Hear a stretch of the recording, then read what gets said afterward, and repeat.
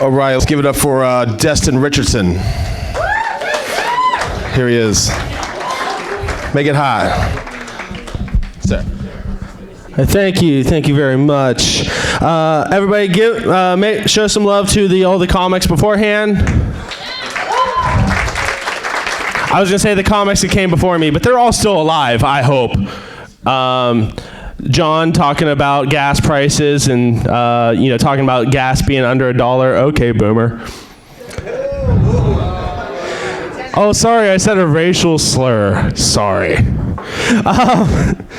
No, actually, and also, John, to answer your question, too, the people that are going to drive the cabs after, Puerto Ricans, most likely. Thank you. Sorry, I didn't realize this was a Puerto Rican crowd. Your white faces fooled me. All right, everybody. Also, one last thing. Make some noise for the lovely Jennifer Hankinson for helping to put this all together. Thank you. Isn't that such a weird thing that we get to do in society? I don't know Jennifer that well, but I can just tell a room full of strangers I think she's lovely, and you're just like, yeah, that's fine. Like, I can't do that about pyro. Yeah, you can. Like, first off, most people didn't think you'd hear the words lovely and pyro in the same day, let alone back to back. Like, if I said the lovely pyro, you guys would think that we just got finished wrapping up a low-budget, poorly lit film in his basement. Which, by the way, Sticky Beards Volume 3 will be out before Valentine's Day for that special someone. We want to make sure that we can market it to kids, so there's actually going to be some like cookie crumbs in his beard, it's like, oh, he's got milk and cookies, when in reality it's milk and nookies. Am I right? Okay, sorry, I didn't realize that this crowd didn't have sex.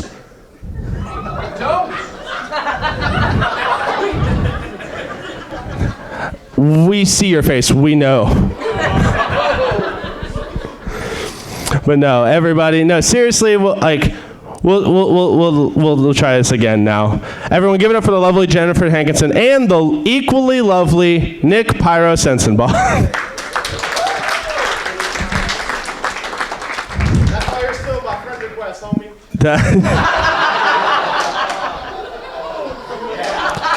Maybe if you used your actual face, people would want to be friends with you more. So no, everybody, a couple days ago, actually, I was going to work, and I got caught behind a early morning train, so I'm like, let me do a quick check of Facebook. And a coworker of mine put in our Facebook work page that there were 2 bear cubs spotted in the intersection of Garfield Avenue and Alcon Drive. Now, for many of you in the room that don't know, by day, I am a mail carrier for the United States Postal Service. And you say that now, but the moment your package is a day late, you hate us.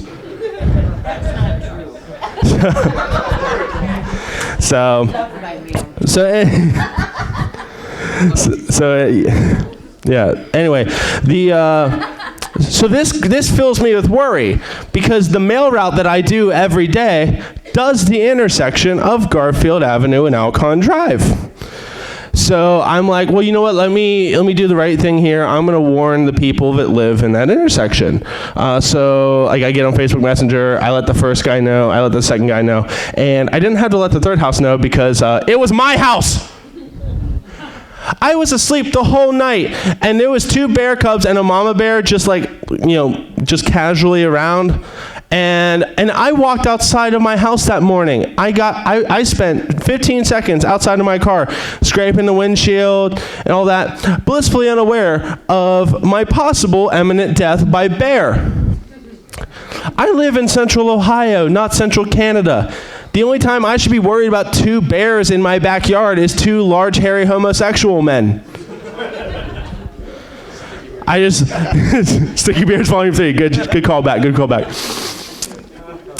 I peel back the curtain, I just see them out there just grazing in my backyard. One of them scratching their back up on the tree, just grinding up and down. By the way, not a euphemism, everybody. And I'm having to throw out like grilled fish and honey, because now my thought is also like, well, you know what? Maybe I'll domesticate them. Maybe I'll adopt these bears as my own. Because, like, you can get a derpy dog. Dogs aren't going to do shit. But if you have 2 bear cubs, nobody is coming on your property. Like, you get a derpy hunting dog. Like, hey, there's a animal drop-ins. Track that. And then you're running around in circles 2 hours later because that dog has a nose full of shit. Like, oh, this is awesome. You should try it. But so no, like now I'm like, well, this is cool. Now I have pets. I fully accepted my role in Destiny as the father of bears, and it turned out to be a fake news article, guys.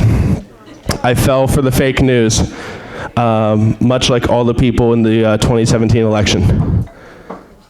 Too soon, I know, right? Yeah. So, no, we are like, now I'm like, and now I'm heartbroken. Like, they took my babies from me. They took Aja and Jorah. And yes, for the nerds in the room, yes, one of them is named after a Game of Thrones character. House Mormont forever. But anyway, I'll go ahead and I'll finish the story because clearly by your reaction, it's become too unbearable.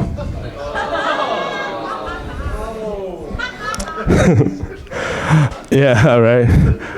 Speaking of, Sticky Beers Volume 3, yeah. So I went to a gay wedding recently, and I mean it was 2 men, not in the fact that like all weddings are just inherently gay. And I say that with all the love of the LGBT community in my heart. Some of my best friends are gay, my aunts are gay, my boyfriend is gay.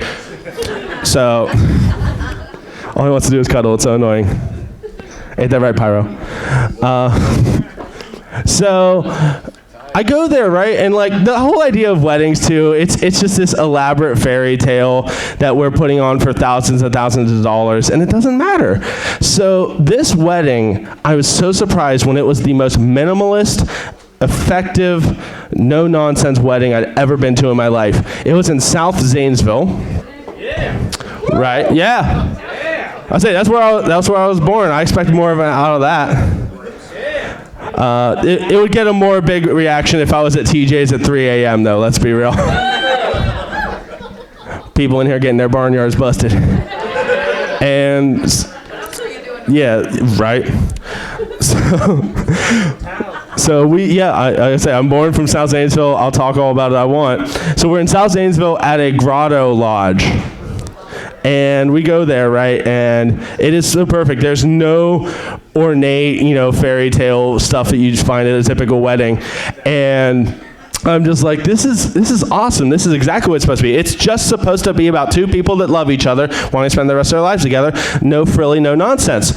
And like, there's no chicken or fish. They had pulled pork and shredded chicken and Conn's potato chips. That was the wedding feast. With ketchup for dipping, if you are a true South Zanesvillian, like I am. And I'm just like, hell, that's awesome. I would marry a man if it meant getting pork at my wedding. That came out wrong. Much like Kevin Spacey did.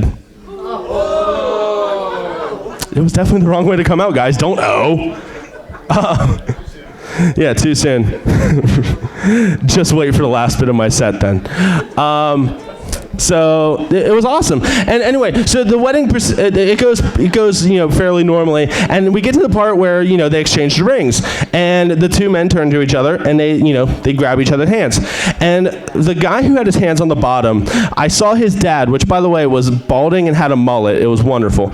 And I see him do this from the side of the altar. This dude paid thousands and thousands of dollars just to prove that his son wasn't the girl. That is almost inspiring. So anyway, I'm getting the light. So before I go, we had a very recent death. I'm talking about veteran Pillsbury spokesman Poppin' Fresh. Did you guys seriously think I was going to talk about you-know-who? Mr. Peanut? Yeah, Poppin' Fresh. I would say, if you guys didn't hear, his funeral was a couple days ago. It was at 3:50 for about 20 minutes. And A lot of celebrities were in attendance. There were the California Raisins doing a musical set. Aunt Jemima delivered the eulogy. Talked about just how much he really was needed. And he was a terrible role model, though, and most of his later life was filled with turnovers. All right, I'm getting the light. That's my time. Thank you, guys.